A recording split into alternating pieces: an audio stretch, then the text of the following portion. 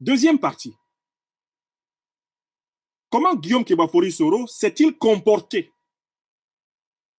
dans sa carrière politique telle que nous l'observons, notamment à partir de 2002, quand il s'affiche comme étant le chef opérationnel de la rébellion ivoirienne?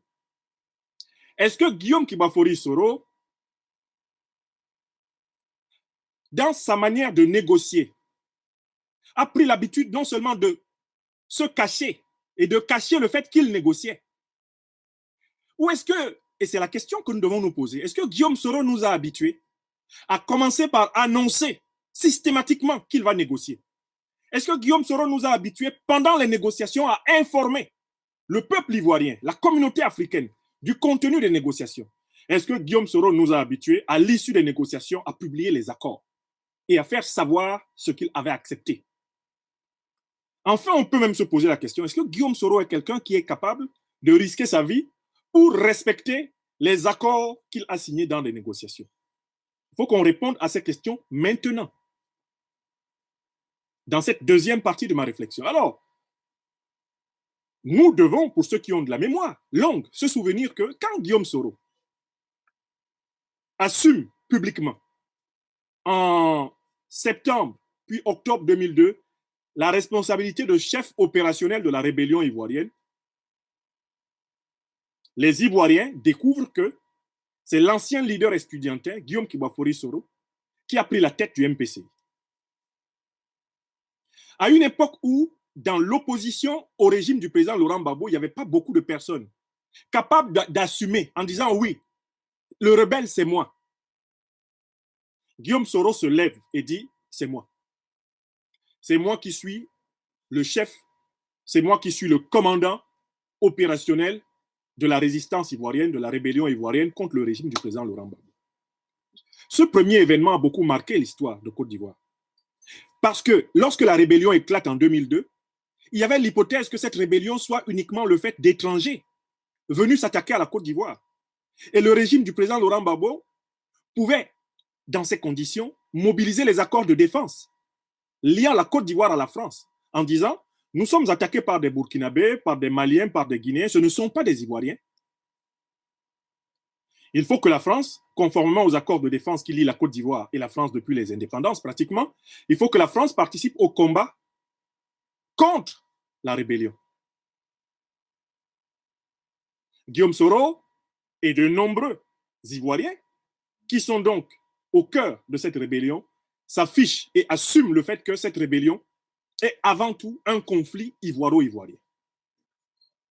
Alors, cet acte sur lequel Guillaume Soro est revenu plusieurs années plus tard pour présenter son pardon, ses excuses au peuple ivoirien. Parce qu'au moment où il le pose, il croit agir dans le sens du renforcement des luttes démocratiques ivoiriennes. L'expérience va lui montrer qu'il aura au contraire servi à l'escalade, à la déchéance et à la démolition de tout ce que les Ivoiriens avaient à accumuler comme expérience démocratique, puisqu'Alassane Dramane Ouattara, qui était l'esprit de cette rébellion, s'avère indigne des sacrifices consentis pour lui. Mais Guillaume Soro va être non pas simplement critiqué, dénoncé, détesté pour cela, mais il va même être respecté pour avoir eu le courage d'assumer cet acte. J'insiste sur le fait qu'il va même être respecté par ses adversaires qui vont dire il l'a fait et il ne se cache pas, il ne se défausse pas sur les autres. Je voudrais souligner cela. Toutes les négociations qui vont avoir lieu, Lomé, Accra, etc., Guillaume Kebafori Soro les fera toujours publiquement. Guillaume Soro ne fera pas de négociations politiques à l'écart de témoins qui puissent en réalité attester de ce qui a été dit à Lomé, ce qui est conclu à Lomé, ce qui est conclu à Accra, ce qui est conclu à Dakar, ce qui est conclu à Rome. Mais je voudrais vous amener tout de suite à Paris-Marcoussis 2003. Guillaume Soro est en pleine négociation avec le gouvernement du président Gbagbo, il est à la tête du MPCI, il y a des négociations à Paris-Marcoussis. Et pendant ces négociations, il y a un certain accord qui se constitue autour de la redistribution des postes au sein du gouvernement d'union nationale. Guillaume Soro prend la responsabilité d'informer le peuple de Côte d'Ivoire du contenu de cet accord. Alors même que les négociations n'ont pas encore pris fin, Guillaume Soro sort, attire vers lui les journalistes et annonce les postes que la rébellion ivoirienne estime avoir obtenus lors des négociations avec le pouvoir du président Gbagbo. Tout le monde s'en souvient, il va y avoir un tollé. Le camp du président Laurent Gbagbo à Abidjan va être révolté quand il apprend qu'un certain nombre de ministères régaliens auraient été promis à la rébellion ivoirienne. Tout le monde s'en souvient. Mais ce dont on devrait se souvenir pour le sujet que nous traitons aujourd'hui, c'est que là encore, Guillaume Soro est sorti pour informer les Ivoiriens du contenu des négociations. Et par la suite, toutes les négociations, que ce soit Pretoria en 2005, et par la suite, les négociations de Ouagadougou qui vont aboutir à l'accord de paix de Ouagadougou de mars 2007, toutes ces négociations, Guillaume Soro commence toujours, par prévenir ses propres compagnons des forces nouvelles qu'il s'en va négocier, obtenir leur consensus majoritaire pour aller négocier. Il informe la communauté ivoirienne par communiqué et la communauté internationale par communiqué qu'il s'en va négocier. Et c'est exactement la méthode qu'il applique en 2007 avant d'aller négocier avec le président Laurent Gbagbo sous l'égide du facilitateur, l'ancien président du FASO, Blaise Compaoré. Je voudrais vous inviter à vous remémorer, à repartir en arrière et à regarder toutes les négociations auxquelles Guillaume Kibafori Soro aura participé, les négociations politiques auxquelles il aura participé de 2002, notamment jusqu'en 2007. Et vous vous rendrez compte que ces négociations ont été annoncées, ces négociations ont été publiées, les accords passés par Guillaume Kibafori Soro à l'issue de ces négociations sont à la disposition de la postérité.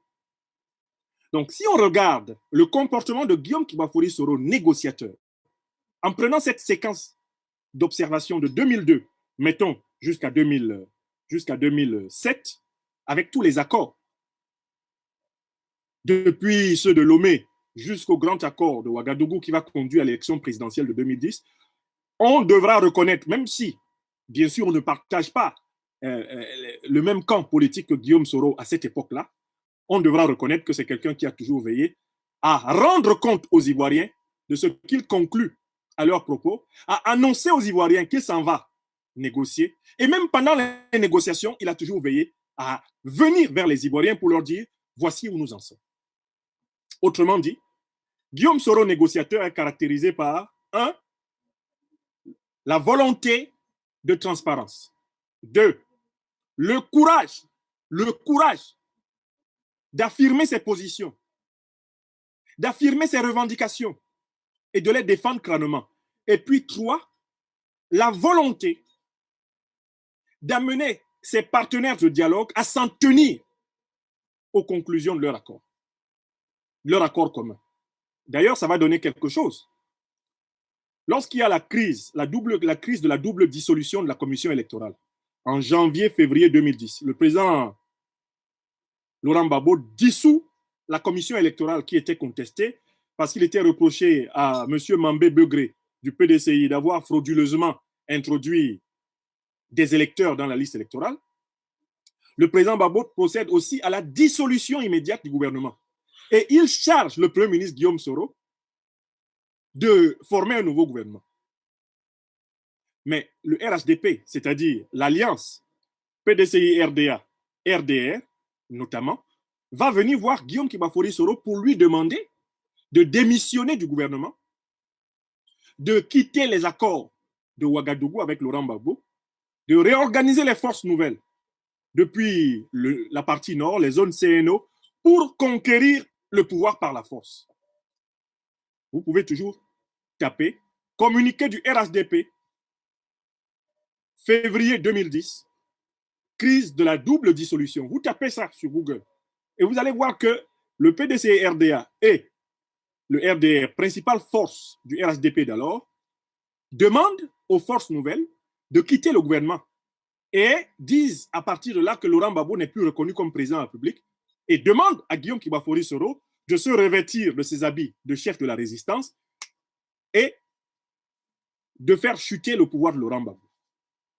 Guillaume Soro a une réponse très courageuse et dit ce n'est pas possible, je ne peux pas le faire parce que j'ai signé un accord à Ouagadougou avec le président Gbagbo. Cet accord dit que nous devons ensemble nous entendre pour aller à un arbitrage de la compétition politique par des élections démocratiques. Il n'y a pas encore eu d'élection. En vertu de l'accord que j'ai signé, je ne peux pas reprendre le sentier de la guerre contre quelqu'un que nous n'avons pas battu encore aux élections.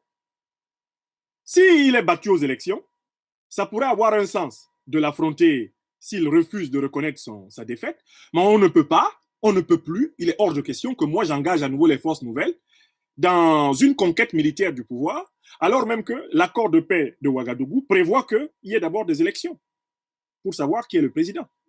Donc, je vous rappelle cet épisode-là et allez vérifier ce que je vous dis. Guillaume Soro refuse de déclencher une guerre à partir du nord de la Côte d'Ivoire en février 2010, alors même que la plupart des grandes formations politiques de l'opposition à laquelle il appartient,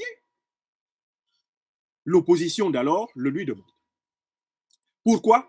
Parce que Guillaume Soro dit « Je vais être fidèle et loyal à l'accord que j'ai signé ». J'ai aussi posé une question dans cette deuxième partie. Est-ce que Guillaume Soro est capable de risquer sa vie pour un accord qu'il a signé? Est-ce qu'il est capable d'aller au bout de sa parole donnée pour un accord? Mais oui, puisque le 29 juin 2007, alors même qu'il a signé il y a à peine 4 mois l'accord de paix de Ouagadougou, Guillaume Soro va être victime de l'attentat du Fokker 100 à Bouaké. Pourquoi veut-on tuer Guillaume Soro? Et pourquoi pratiquement une dizaine de ses compagnons de voyage trouvent la mort ce jour-là? On veut tuer Guillaume Soro parce que dans une partie du RDR, et notamment les radicaux pro-Ouattara, Guillaume Soro est considéré comme un traître. On considère que l'accord de paix de Ouagadougou qu'il a signé est un acte de traîtrise. Et cette position des radicaux pro-Ouattara à l'intérieur du RDR a déteint sur une partie de la rébellion ivoirienne, notamment menée par le sergent Ibrahim Koulibaly. Cette partie radicalisée de la rébellion va participer à la tentative d'élimination de Guillaume Soro sur le tarmac de l'aéroport de Bouaké le 29 juin 2007. C'est cela l'attentat. On a voulu le tuer parce qu'il continuait à appliquer l'accord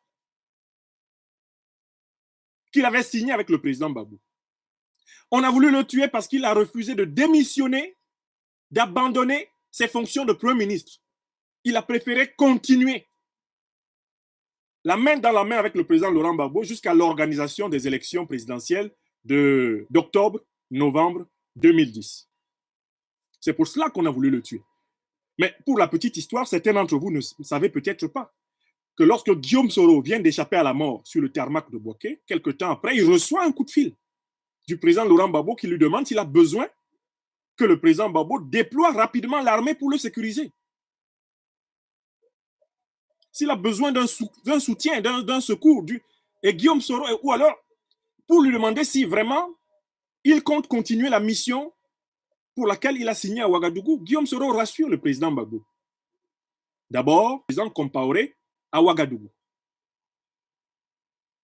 Donc ça, c'est important que vous vous souveniez de tout cela. Parce que c'est quand on ne se souvient pas de tout cela qu'on ne sait pas qui est Guillaume Soro. Donc, je peux venir maintenant à la troisième partie de ma conférence ce matin. La question que nous nous posons est la suivante. Guillaume Soro est-il en négociation politique avec l'autocrate Alassane Dramane Ouattara? En ma qualité de conseiller spécial du président Guillaume Kibafori Soro, je vous réponds clairement et fermement non. Je recommence. À la question, Guillaume Soro est-il en négociation politique avec l'autocrate Alassane Dramane Ouattara, qui aujourd'hui usurpe les fonctions de président de la République de Côte d'Ivoire, après avoir violé la Constitution, assassiné des centaines d'Ivoiriens, décapité Nguessan Kofi Toussaint?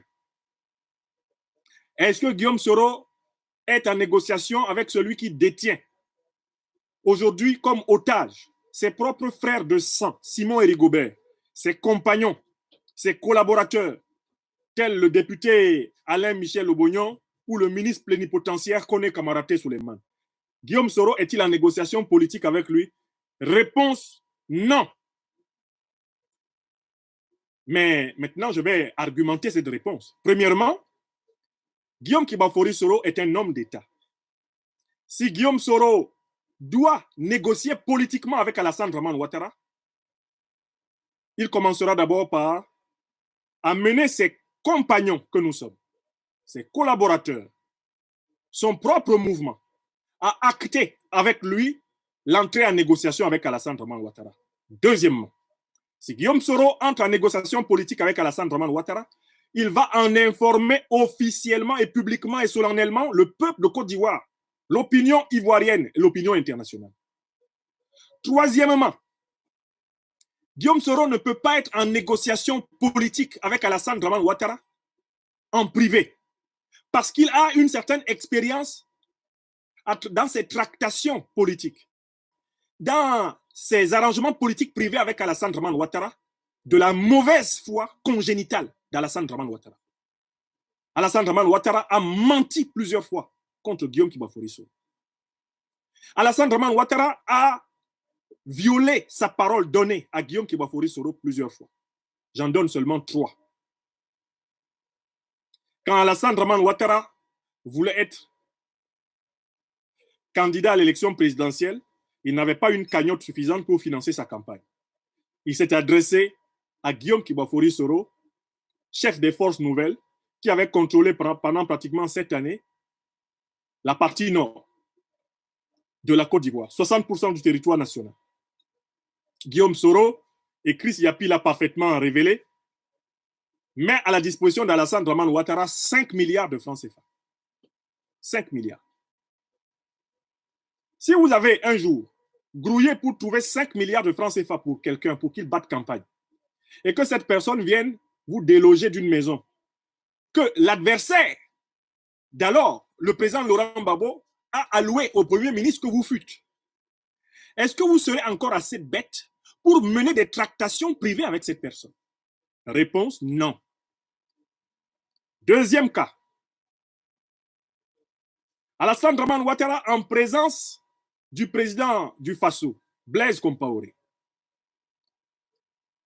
et de Guillaume Soro. Et là, ils étaient 3. Alassane Dramane Ouattara a dit à Guillaume Soro, après mes 2 mandats à la tête du pays, comme je l'espère, c'est toi que je vais présenter dans notre formation politique comme candidat à l'élection présidentielle suivante. Parce que sans toi, je ne serais pas arrivé au pouvoir et j'ai tenu à le dire aujourd'hui devant le président Compaoré qui doit être notre témoin. Cette tractation privée, cet accord privé, ce pacte privé, Ouattara l'a-t-il respecté? Non. Guillaume Soro est-il assez bête pour avoir été trompé par Ouattara, trahi par Ouattara, qui n'a pas tenu cette parole privée, et revenir faire des négociations privées, donc des tractations avec lui? Non, il n'est pas assez bête pour cela. Car comme le dit même l'homme de la rue ivoirien, premier gaou n'est pas gaou, c'est deuxième gaou qui est nyata. C'est-à-dire que quand tu te fais tromper 2 fois de la même façon, ce n'est pas la personne qui t'a trompé qui est intelligente, c'est toi qui es bête. Troisième exemple, qui doit vous amener à comprendre pourquoi Guillaume Kibafori Soro ne fera jamais de tractation privée politique encore avec Alassane Dramane Ouattara. Il ne fera jamais d'arrangement politique, politico-politicien privé avec Alassane Dramane Ouattara. C'était en présence de l'imam Bouakari Aïma Fofana, paix à son âme, l'ancien président du COSIM, décédé il y a 1 an, avant celui qui vient de décéder. L'imam Aïma Cheikh Mamadou Traoré, paix à son âme. Dans la maison d'Alassane Dramane Ouattara, Cheikh Bouakari, chef suprême de la communauté musulmane, la plus importante de Côte d'Ivoire, celle du COSIM, était, avec son Coran, le garant de la parole donnée d'Alassane Dramane Ouattara.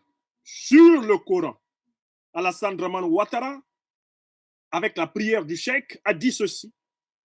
Moi, Alassane Dramane Ouattara, en présence du cheikh Aïma Bouakari Fofana, serviteur d'Allah le très miséricordieux, je jure et je promets solennellement à mon jeune frère, à mon fils, Guillaume Kibafori Soro ici présent, qu'à l'issue de mes 2 mandats que j'espère à la tête de l'État de Côte d'Ivoire, et en raison du soutien qu'il m'a apporté pour que j'arrive et que j'exerce effectivement le pouvoir, c'est à lui que je confierai la candidature de notre mouvement politique. J'ai voulu le dire ici devant Cheikh Aïma Boakari Fofana et devant Allah le Tout-Puissant, afin que ma parole sacrée ne soit jamais oubliée. Voilà à peu près le serment proclamé sur le Coran par Alassane Dramane Ouattara et devant un grand imam. Ça, c'était malheureusement non pas une négociation politique, mais une tractation privée. Je vous ai montré la différence entre les négociations politiques et les tractations et les arrangements privés. Est-ce qu'Alassane Dramane Ouattara a respecté cette troisième tractation privée? Est-ce qu'il a respecté? Répondez avec moi. Non. Donc, voyez-vous Guillaume Kibafori Soro ainsi roulé abondamment dans la farine par Ouattara, transformé même en blé, broyé par les mensonges de Ouattara. Le voyez-vous, après avoir échappé à toutes les tentatives d'assassinat par Alassane Dramane Ouattara ces dernières années, après tous les mandats d'arrêt internationaux à U et à Dia, lancés par Alassane Dramane Ouattara contre lui, toutes les tentatives de lynchage, de destruction, les expropriations. Voyez-vous Guillaume Kibafori Soro se cachant pour recommencer dans des tractations, des arrangements avec Alassane Dramane Ouattara? Eh bien, en ma qualité de conseiller spécial, d'ami et de frère du leader générationnel, nous sommes aujourd'hui lundi 19 avril 2021, je vous dis non. Guillaume Kibafori Soro, le président de notre mouvement, Génération et Peuple Solidaire, n'ira à des négociations politiques éventuelles qu'après avoir non seulement réalisé le consensus en ce sens en notre sein, et pour cela il faut qu'il y ait une opportunité, il faut qu'il y ait une volonté de négociation politique en face. Deuxièmement, si Guillaume Soro devait décider de négocier politiquement, il en informerait le peuple ivoirien, parce que les négociations politiques portent sur les conditions d'accès, d'exercice et de transmission du pouvoir. On ne peut donc pas les faire dans le dos d'un peuple, si on respecte ce peuple. Et enfin, Guillaume Kibafori Soro ne manquerait pas d'amener ces négociations politiques vers un accord qui devra être présenté au peuple ivoirien afin que nul ne soit dupe. Comme le dit si bien le leader Guillaume Kibafori Soro, aucune négociation politique n'est envisageable aujourd'hui avec Alassane Dramane Ouattara si ce n'est devant les caméras de CNN, France 24, Al Jazeera, BBC, Africa numéro 1, toutes les chaînes de télévision de l'Afrique, de Côte d'Ivoire. C'est-à-dire que Guillaume Soro n'envisage aucune négociation politique qui ne soit pas accompagnée d'une publicité totale et absolue.